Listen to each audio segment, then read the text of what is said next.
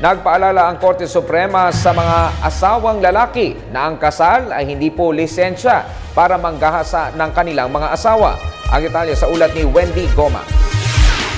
Muling pinaalalahanan ng Korte Suprema ang mga asawang lalaki na ang sakramento ng kasal ay hindi lisensya para puwersahin ang asawang babae sa pakikipagtalik o sa kung anumang sexual na paraan. Sa nauna ng pagtalakay ng kasong marital rape taong 2002, sinang-ayunan ng High Court First Division ang desisyon ng Court of Appeals na siya namang nagpatibay sa paghatol sa isang lalaking nanggahasa sa sarili nitong asawa.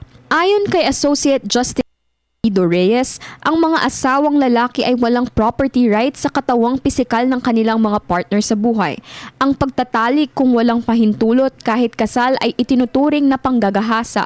Muling nilinaw ng korte ang definisyon ng naturang batas para maunawaan ng Anti-Rape Law of 1997. Para sa Telebisyon ng Bayan, Wendy Goma.